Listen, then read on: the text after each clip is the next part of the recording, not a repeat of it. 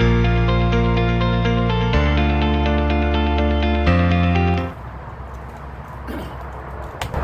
up, everybody? Welcome back to the channel. Today we're going to redo the radiator because the one we picked up from the scrapyard has sprung a leak already. It made it through the winter, but I allowed the car to run for a little bit and it sprung a leak.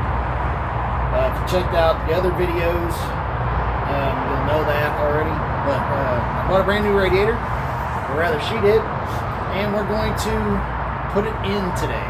So what I've already done a little bit is I already got my drain pan ready. I've removed the homemade radiator mounts that I made for this to work because we couldn't find one that exactly fit the car in the junkyard.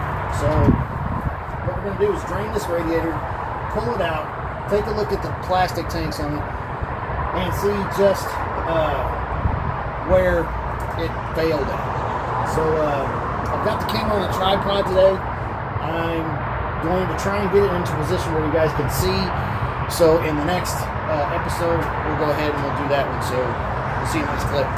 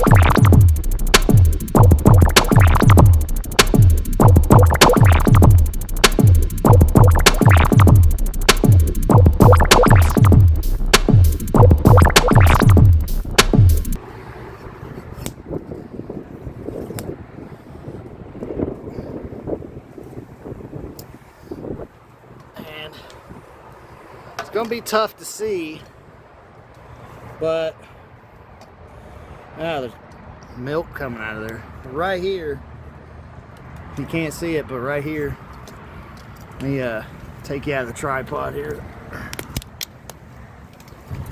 Right there, it's the crack.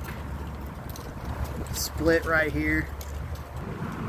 That's gross. There's copper bar flakes in that shit, if you can see it.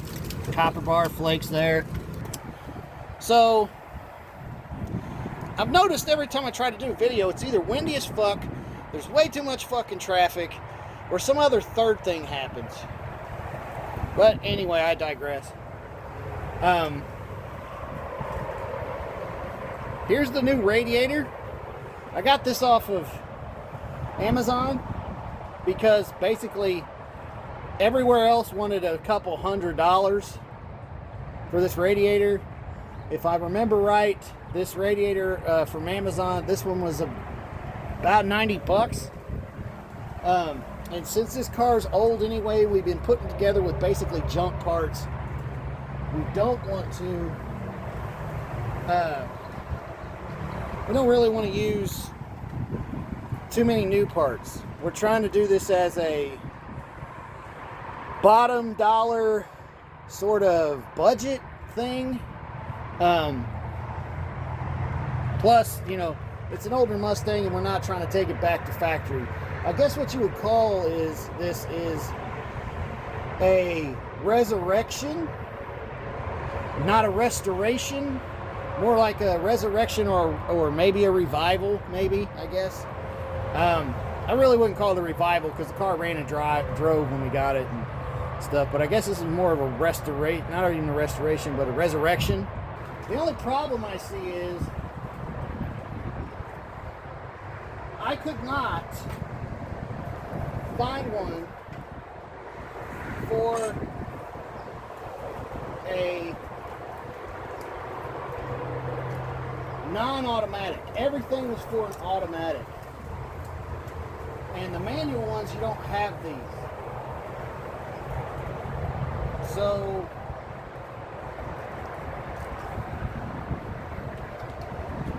these have what it looks like quick connects in them. And I was hoping they would be plugged, but they're not. So I'm going to have to source a plug with me, go down to the Tractor Supply and see what I can find. Alright, let's slow down in there because, whoo, man, it's getting more and more windy out here. Get this buttoned up.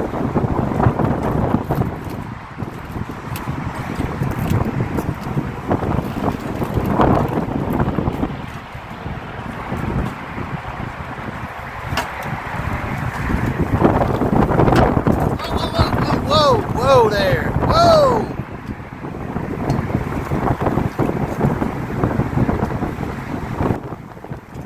I'll have to change you guys' position because this is a bit dangerous for my camera setup here. The wind is just getting a bit too dangerous. So I'm sorry. I'll try to get you a better angle from a safer position, but let me get this in here and then I'll get you guys down in there.